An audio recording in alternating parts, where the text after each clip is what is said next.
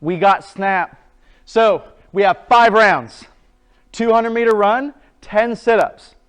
After the 5th round, you move directly into 15, 12, 9 of deadlifts and push-ups.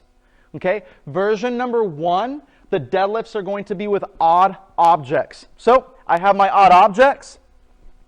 I'm keeping my hips and my butt up, feet pretty close together because the objects are on my side, unlike a barbell where the barbell's in front of us, right? I'm sending my hips and my butt back, keeping my back nice and tight the entire time, keeping those odd objects right up against the sides of my legs the entire time, and then I'm squeezing my butt and standing and sending my hips forward. So 2 reps will look like this. 1, 2, so on and so forth. For the sit-ups, all I'm looking for is feet together. We're touching behind our head and then using our arms as momentum and touching our toes every single rep. So again, 2 reps will look like this. 1, 2, so on and so forth to 10. Then we have push-ups again. So we're going to go ahead and keep those hands right underneath our shoulders, shoulders over our fingers, right?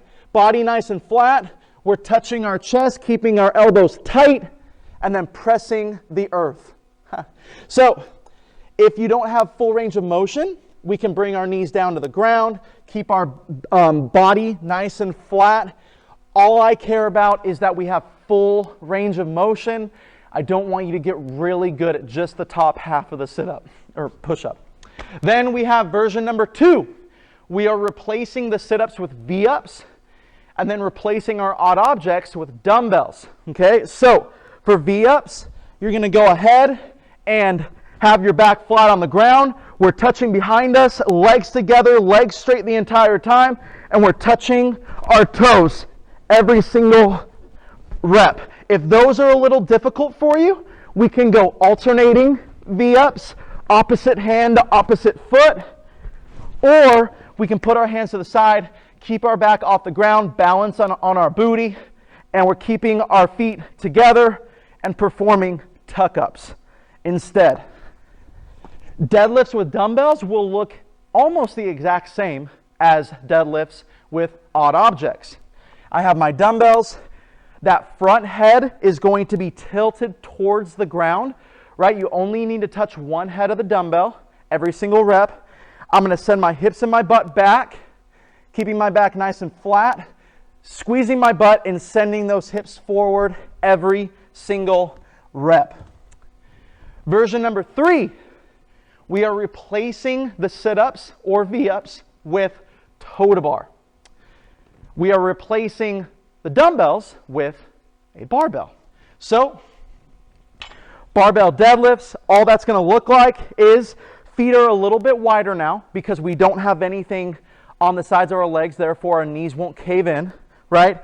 I would say about thumb's length away from your hips on the bar are our hands, and then we're going to send our hips and our butt back, keeping that barbell right up against the legs the entire time, keeping that back nice and flat. Then we're going to push away the earth with the balls of our feet, stand to our knees, and then send our hips forward and squeeze the butt. So a couple of reps will look like this.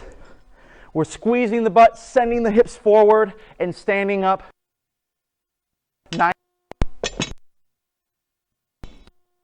We're going to be on the pull-up bar. Hands, I would say, at least shoulder width apart, maybe a little bit wider. And our goal is to try to touch our toes to that pull-up bar every single rep. I assume that you're pretty good at toe-to-bar if you're doing it at home, right? So all I'm looking for is get that body, that upper body, behind the bar so that you give your toes room to touch the pull-up bar. Keep those lats engaged, and every single time you do a kip on every single rep, perform kind of like a scat pull-up, right? To where we're pulling those lats in, keeping those lats engaged, and then swinging our feet and getting those toes up to the bar. Get after it, you guys.